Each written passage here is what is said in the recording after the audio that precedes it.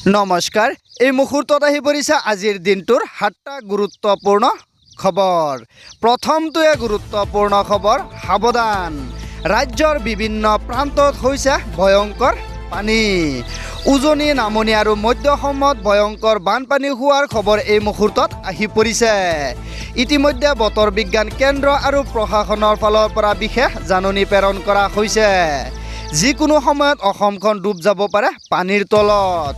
ৰাজ্যত বান বিভীষিকাৰ মাজতে নিশাৰে পৰা হাই এলাৰ্ট জাৰি কৰা হৈছে। মধ্য অসম, উজনি অসম নেৰানেপেৰা বৰষুণৰ সতৰ্কবাণী। ৰাজ্যৰ প্ৰান্তে প্ৰান্তে পুনৰ বৃদ্ধি হৈছে নৈৰ জলস্তৰ। সন্ত্ৰাসিত নৈৰ সাৱধান হওক আপুনিও। এই মুহূৰ্তত ডাঙৰ খবৰ, আগতীয়াকৈ অৱলম্বন কৰক প্ৰয়োজনীয় সাৱধানতা। যিকোনো মুহূৰ্ততে পুনৰ হ'ব পাৰে ভয়ংকৰ পৰিস্থিতি হ'ব পাৰে। ইতিমধ্যে বৃদ্ধি পাইছে কেইবাখনো নৈৰ জলস্তৰ বৃদ্ধি পাইছে আৰু তিনিখনকৈ মাথাউৰি ইতিমধ্যে ছিঙি খুৰা সোমাইছে পানী। বৃদ্ধি পাইছে আই নদী, বেকী নদী, মানৱৰ জলস্তৰ। মংগলদৈত অস্বাভাৱিকভাৱে বৃদ্ধি হোৱা নাই নৈৰ স্তৰ। ৰাজ্যত বান বিভীষিকাৰ মাজতে নিশাৰে পৰা হাই এলাৰ্ট জাৰি কৰা হৈছে প্ৰশাসনৰ ফালৰ পৰা।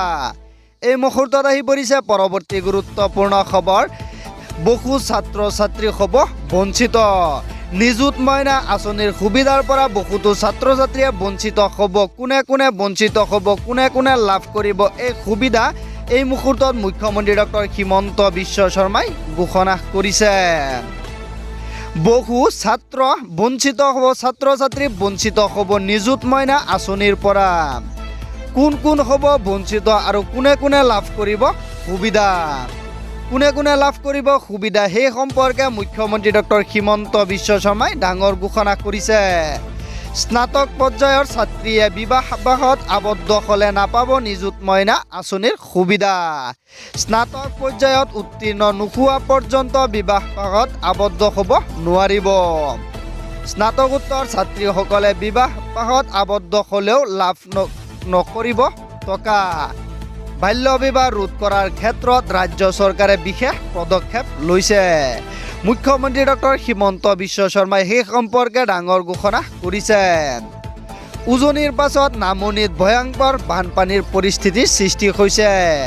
এই মুহূৰ্তত আহি পৰিছে পৰৱৰ্তী গুৰুত্বপূৰ্ণ খবৰ, উজনি আৰু নামনি মধ্য অসম সকলোবোৰতে ভয়ংকৰ বানপানী হোৱাৰ খবৰ এই মুহূৰ্তত আহি পৰিছে। উজনিৰ পিছতে এইবাৰ নামনি অসমত ভয়ংকৰ বানপানী, মাথাউৰি ছিঙি খুৰা সোমাইছে পানী। উজনিৰ পাছত নামনিত ভয়ংকৰ বান পৰিস্থিতি। উজনিৰ পাছত নামনিত ভয়াৱহ বান পৰিস্থিতিক লৈ ডাঙৰ খবৰ।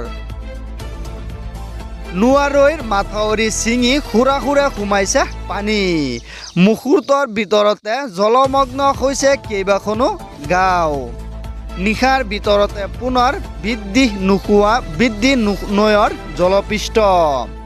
প্লাবিত হৈছে ভেঙাবৰা, আহকা, মথংগা গাঁও। মংগলদৈৰ আৰু তৌলা কলাই গাঁৱত পানী। এই মুহূৰ্তত ডাঙৰ খবৰ, মংগলদৈৰ বুটিয়া চাং পথৰ ওপৰেৰেও বাগৰিছে পানী। আশংকাত অঞ্চলবাসী, হাহাকাৰ পৰিৱেশৰ সৃষ্টি হৈছে। বান বিধ্বস্ত অঞ্চল পৰিদৰ্শন জিলা আয়ুক্ত আয়ুষী জৈনৰ। এই মুহূৰ্তত আহি পৰিছে পৰৱৰ্তী গুৰুত্বপূৰ্ণ খবৰটো আহি পৰিছে। এইবাৰ মুছলমানসকলৰ বাবে ভাল খবৰ দিছে তামিলনাডুৰ মুখ্যমন্ত্ৰী বিজয় থালাপতিয়ে। মুছলমানৰ বাবে বিশদ ঘোষণা কৰিছে থালাপতি বিজয় চৰকাৰ। এই মুহূৰ্তত ডাঙৰ খবৰ, সাৱধান, বান সাহায্যৰ নামত নচলিব অবৈধ ধন সংগ্ৰহ। বান সাহায্যৰ নামত ধন সংগ্ৰহক লৈ CID চাইবাৰ চেলৰ ক্ষীপ্ৰ নজৰ। তদন্তৰ আওতাত UPI QR কোডৰো ধন সংগ্ৰহ কৰাৰ অভিযোগ। বান সাহায্যৰ নামত ধন সংগ্ৰহৰ ওপৰত কৰা নজৰ এইবাৰ আৰক্ষীৰ। CIDৰ চাইবাৰ চেলে কটকটীয়া নজৰ ৰাখিছে বান সাহায্যৰ ওপৰত।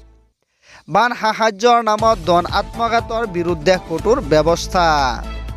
ভুৱা বান সাহায্য সংগ্ৰহত লিপ্ত হ'লে গ্ৰেপ্তাৰ হোৱাৰ সকিয়নি প্ৰায় 40টা ছ'চিয়েল মিডিয়া একাউণ্ট চাইবাৰ চেনেলৰ নজৰত ৰাইজৰ সতৰ্কৰ আহ্বান বিশ্বাসযোগ্য সংস্থালৈহে অনুদান দিয়ক বান সাহায্যৰ পূৰ্বে সম্পূৰ্ণৰূপে বিশ্বাসযোগ্যতা নিশ্চিত কৰাৰ আহ্বান বান সাহায্যৰ নামত প্ৰবঞ্চনাৰ বিৰুদ্ধে CIDয়ে আৰম্ভ কৰিছে অভিযান